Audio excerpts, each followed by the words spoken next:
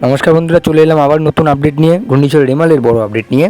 এই মুহূর্তে ঘূর্ণিঝড় রেমালের প্রক্রিয়া শুরু হয়ে গেছে এবং এটির অবস্থান বর্তমানে মধ্য বঙ্গোপসাগর থেকে একটু দক্ষিণ পূর্ব দিকে সরে গেছে এবং সেখানে ধীরে ধীরে ঘনীভূত হচ্ছে ঘূর্ণিঝড় রেমাল। এটি আরও 12 থেকে 24 ঘন্টার মধ্যে আরও শক্তিশালী হবে।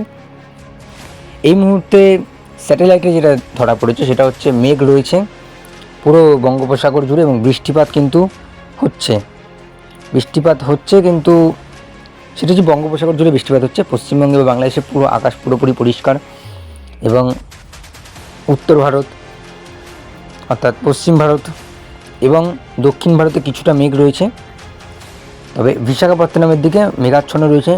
কিছুক্ষণ পর বৃষ্টির সম্ভাবনা রয়েছে, তবে বৃষ্টিপাত হচ্ছে, প্রবল বৃষ্টিপাত হচ্ছে সমুদ্রে এবং যার জন্য সমুদ্রে যাওয়ার নিষেধাজ্ঞা রয়েছে। এই মুহূর্তে দেখে নেব কোথায় কোথায় বর্তমান সময়ে বৃষ্টিপাত হচ্ছে এবং আজ কোথায় কোথায় বৃষ্টিপাত হবে। এই মুহূর্তে গতকাল সারা রাত বৃষ্টিপাত হয়েছে আন্দামানেও, মায়ানমারেও, এবং এই মুহূর্তে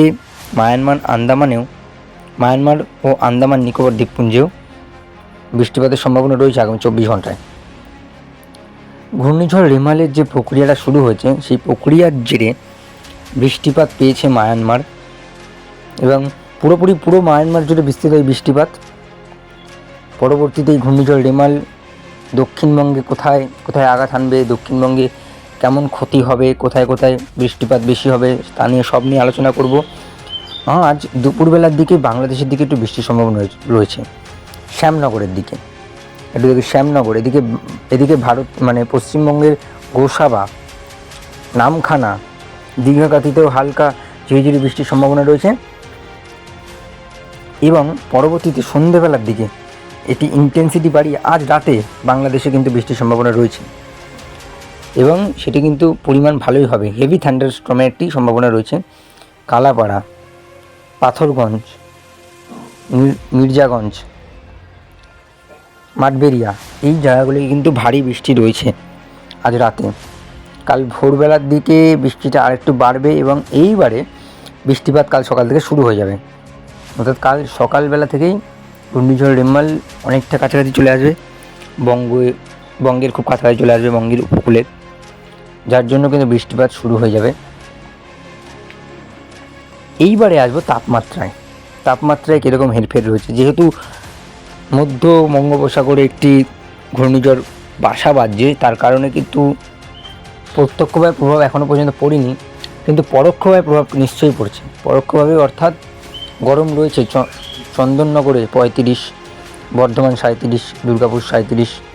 আচ্ছা, এটা সকাল 10টার পরে আমরা দুপুর 3টের সময় যখন সর্বোচ্চ তাপমাত্রা থাকে তখন দেখব। কলকাতায় 36, হলদিয়া 33, তমলুক 37, কোলাঘাট 37, বালিচক 37, খড়গপুর 38, বেলদা 38, গরম রয়েছে চন্দ্রকোনায় 38, আরামবাগ 38, তারপরে বিষ্ণুপুর 38, সোনামুখী 38, বর্ধমান 38, কুষ্কার 38, দুর্গাপুর 39, আসানসোল 38, চিত্তরঞ্জন 39, সিউড়ি 39, এদিকে দুমকায় 38, নলহাটিতে 37, এদিকে কাটোয়া 37, মালদা 37, ধুলিয়া 37, কিষানগঞ্জ বিহারের কিষানগঞ্জে 38, শিলিগুড়ি উত্তরবঙ্গের দিকে শিলিগুড়িতে 37, ধূপগুড়িতে 36, জলপাইগুড়ি 37, কোচবিহার 37। অর্থাৎ গরম কিন্তু দক্ষিণবঙ্গ উত্তরবঙ্গ সমান রয়েছে। পরবর্তীতে কখন কীরকম বৃষ্টিপাত হবে তা নিয়েও আলোচনা করব। যাই হোক, দার্জিলিং থেকে সেই গরমটা কিন্তু মিটিয়ে যাচ্ছে ও দার্জিলিংয়ে এই সময়টা বেশিরভাগ গরমই থাকে। এইবারে আসো বাংলাদেশের দিকে। বাংলাদেশে কীরকম তাপমাত্রা? বাংলাদেশে কিন্তু প্রায় 40 ছুঁই, অর্থাৎ যেহেতু আজ রাতেই আঘাত হানবে ঘূর্ণিঝড় রেমাল, তাই বাংলাদেশের কিন্তু বৃষ্টির সম্ভাবনা রয়েছে। তবে এই মুহূর্তে বাংলাদেশে গরম রয়েছে। কুমিল্লা 38, কালাপাড়া 33, মাঠবেড়িয়া 34, লালমোহন 35, বরিশাল 35, পিরোজপুর 33, খুলনা 33, যশোর 37, লালমোহন 37, মতিরহাট 34, ফরিদগঞ্জ 34, সেমবাগ 33, কুমিল্লা 38, এই ফরিদপুর 37, নগরপুর 37, কাপাসিয়া 40, কিষানগঞ্জ কিশোরগঞ্জ 38, এই মুহূর্তে বগড়ায় 37, ময়মনসিংহে 36, সিলেটে 37, অর্থাৎ বাংলাদেশ জুড়ে এবং পশ্চিমবঙ্গ জুড়ে কিন্তু গরমের আবহাওয়া রয়েছে এবং আকাশ পুরো পরিষ্কার, রৌদ্র ঝলমলে দিন। এইবারে আসবো ঘূর্ণিঝড় রিমাল কোথায় আঘাত হানবে আজকের ন্যায়। প্রায় আমি বলেছিলাম যে পুরোপুরি সঠিক আপডেট দিয়ে দেবো। তো সঠিক আপডেট এটা বলছে যে পশ্চিমবঙ্গ এবং বাংলাদেশের উপকূল মাঝ বরাবর এই ঘূর্ণিঝড় রিমালের ল্যান্ডফল হওয়ার সময় গতি থাকবে 100 কিলোমিটারের কাছাকাছি এবং পারফেক্ট যে ল্যান্ডফলটা হবে সেটা হবে সুন্দরবন এলাকায়, যেখানে গতিবেগ থাকবে 100 কিলোমিটার এবং সর্বোচ্চ গতিবেগ থাকবে 130 থেকে 140 কিলোমিটার এবং জলোচ্ছ্বাস রয়েছে। আর এটি যখন আছড়ে পড়বে সেটি পড়বে হচ্ছে সোমবার ভোরবেলার দিকে, অর্থাৎ রাত পোহালেই একটি দুর্যোগ এবং একটি দুর্যোগের ঘনঘটা রয়েছে দক্ষিণবঙ্গের একাধিক জেলায়। দেখুন রবিবার থেকে সকাল ভোরবেলা থেকেই ঘূর্ণিঝড় রিমালের প্রক্রিয়া শুরু হয়ে গেছে এবং হাওয়ার গতিবেগ বাড়ছে। অনেকটা এর চরিত্র অনেকটা ইয়াসের মতো আমি দেখতে পাচ্ছি। তবে ইয়াস দীঘাঘাতির দিকে চলে গেছিলো এবং বালাসোরের দিকে হিট করেছিল। যেহেতু এটা হাতিয়া থেকে হলদিয়ার মাঝখানে, কিছুটা নামখানার মাঝখানে যেহেতু এই ল্যান্ডফল হবে, তাই আমরা এটাকে ইয়াস বলবো না, তবে গতিবেগ ইয়াসের মতোই ছিল। আচ্ছা, এর গতি থাকবে সর্বোচ্চ থাকবে 130 থেকে 140 এবং নর্মাল ওয়াইন্ড থাকবে 80 থেকে 100 কিলোমিটারের মধ্যে। অর্থাৎ কিন্তু বৃষ্টিপাতও থাকবে। এই যে সোমবার ভোর 3টে হলদিবাড়িতে দেখুন, আচ্ছা এইদিকে আই সৃষ্টি হচ্ছে কলকাতার উপরে আই, কিন্তু হলদিবাড়িতে দেখুন, হলদিবাড়ির কাছাকাছি প্রায় 70-80 এবং যেহেতু রাডারের অনুযায়ী 70-80 গতিবেগ আমরা রাডারের থেকে একটু বেশি ধরবো, প্রায় 100 ধরবো, তার কারণ রাডার সবসময় সঠিক হয় না। বৃষ্টি কোথায় কোথায় হবে সেই সময় ভোরবেলার দিকে? প্রবল বৃষ্টিপাত কোথায়? উপকূলে, সুন্দরবন, নামখানা, হলদিবাড়ি, হলদিয়া, কালাপাড়া থেকে জুড়ে।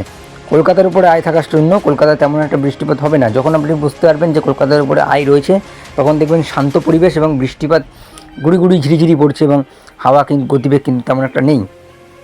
এরপর এটি নিম্নচাপের উপরে অবস্থান করবে, শক্তিশালী নিম্নচাপের উপরে অবস্থান করবে পুরো কলকাতার উপরে এবং বৃষ্টিপাত জুড়বে পশ্চিমের জেলা জুড়ে বৃষ্টিপাত হবে এবং তার সঙ্গে বৃষ্টিপাত হবে উপকূল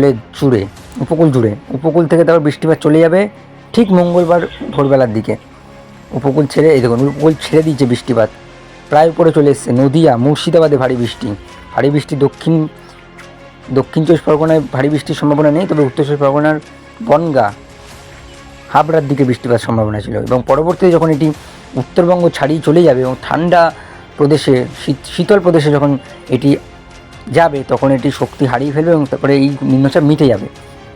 বৃষ্টিপাতের পরিমাণ থাকবে বন্ধুরা। বৃষ্টিপাত কিন্তু আগামী 3 দিনে 100 মিলিমিটারের কাছাকাছি কলকাতা জুড়ে এবং কোলাঘাট, খড়গপুর, চন্দ্রকোনা, বালিচক সেখানে কিন্তু 300 মিলিমিটারের কাছাকাছি বৃষ্টিপাত হবে এবং বৃষ্টিপাতও চলবে সুন্দরবন, হলদিবাড়ি, নামখানা, কাকদ্বীপ সেইখানেও।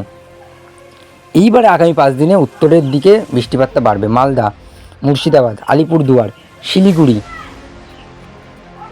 গোলপাড়া, তারপরে এটি আসামের দিকে চলে যাবে এবং যখন এটি আসাম পেরোবে তখনই এটি শক্তি হারাতে মিটে যাবে নিম্নচাপ। একবার বৃষ্টিপাতের পরিমাণটা দেখুন আগামী 5 দিনে প্রায় 200-250 কাছাকাছি। যাই হোক, বাংলাদেশ জুড়েও বৃষ্টিপাত রয়েছে বঙ্গ জুড়ে, অর্থাৎ দুর্যোগের তো আশঙ্কা রয়েছে এবং দুর্যোগ হবে এটা শিওর।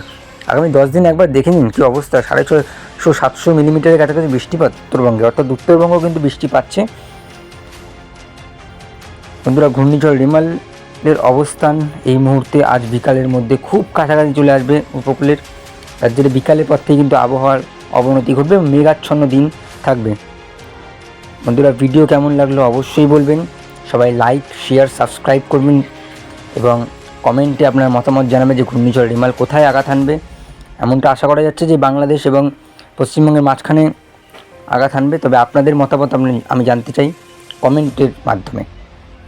দেখা হচ্ছে আবার পরের আপডেট নিয়ে। সবাই সুস্থ থাকবেন, ভালো থাকবেন, টাটা।